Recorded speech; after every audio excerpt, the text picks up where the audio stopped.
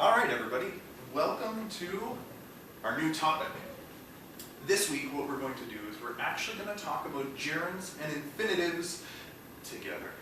I know sometimes they can be confusing alone. So to start, what we're going to do is look at some of the things that are different. Some of the ways that gerunds and infinitives are different from each other. So to start, a gerund is a noun that's made from a verb. So it actually is a noun.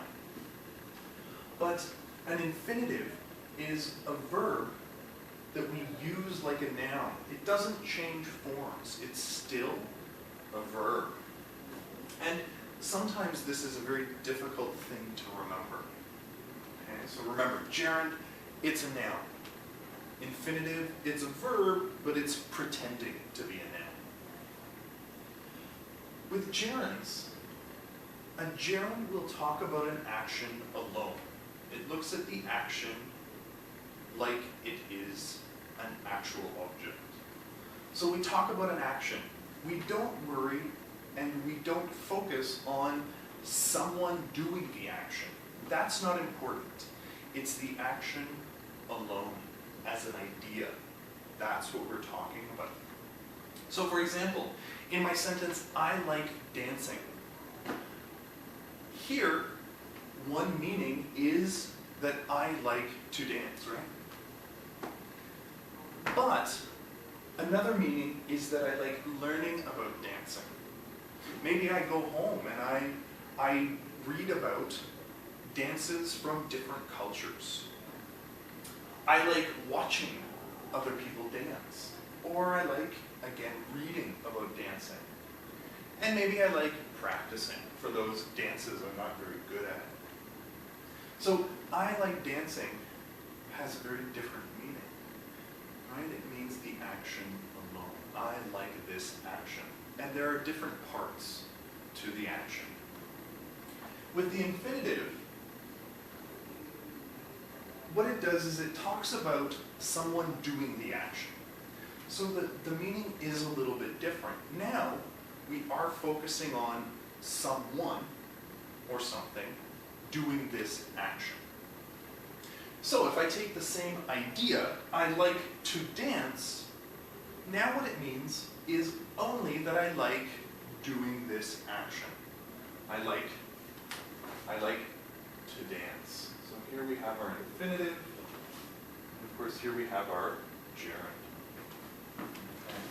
I like to dance versus I like dancing. The forms are also different. For our gerund, the form is base form verb plus ing. And of course there are spelling changes that you have to be careful with. Dancing, we've removed the E. So base form verb plus ing. Here, for the infinitives, the form is very basic. It's to plus the base form verb. There are no changes at all. It's just to and the verb with no changes. Okay. Going back to our gerunds. Our gerund can be a subject or an object. So we can say, dancing is fun, or I like dancing. Dancing is fun. Dancing is the subject. Here, I like dancing. Dancing is the object. With infinitives, we usually use the infinitive as an object. I like to dance. It is fun to dance. It is not common to use the infinitive as the subject. You will not see a lot of sentences saying, to dance is fun. It sounds a little formal. It sounds a little unusual or a little strange. We sometimes do it for emphasis, but it's not common. One thing that's different about gerunds, and again, saying that a gerund is a noun, as we have talked about, a gerund can come after a preposition. So for example, in my sentence here, I am excited about going on vacation. Am is the verb. What is excited? Is it a verb? No, it's an adjective. I am, verb, excited, adjective, about, preposition, going, gerund. I'm excited about going on vacation. We cannot use an infinitive here. We cannot say, I am excited about to go on vacation. It just doesn't work. We can only use a gerund because a gerund is a noun. An infinitive is not. With the infinitives, we do also sometimes use many of them in a sentence. So with our infinitives, we do not need to repeat the to when we have them in a list. We have an example here. I wanted to eat, drink, sleep, travel, and take pictures on my vacation. I had a lot of plans. You'll see here, I wanted to eat is my infinitive, and I have to here.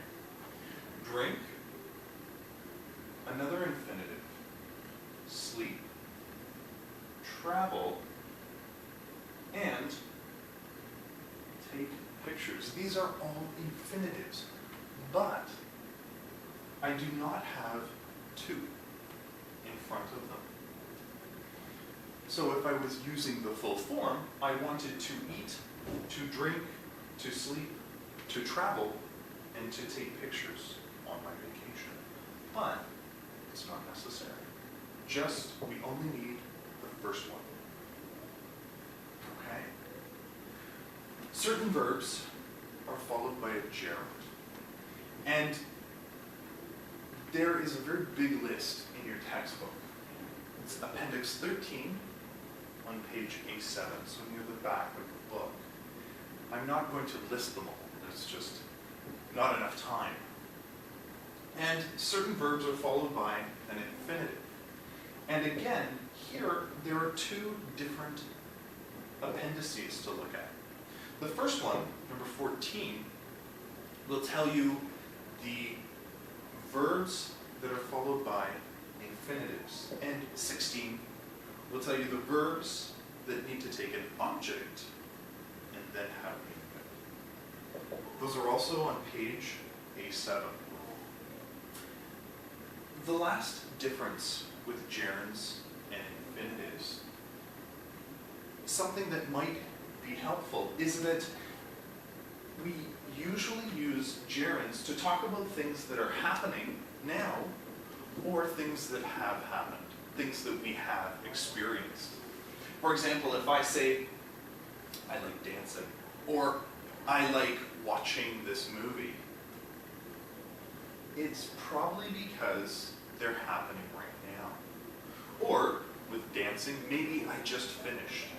I came off of the dance floor and I'm tired, but I feel good. It has just happened. And I can say I like dancing. But with infinitives, they usually talk about things that could happen in the future. They haven't happened yet.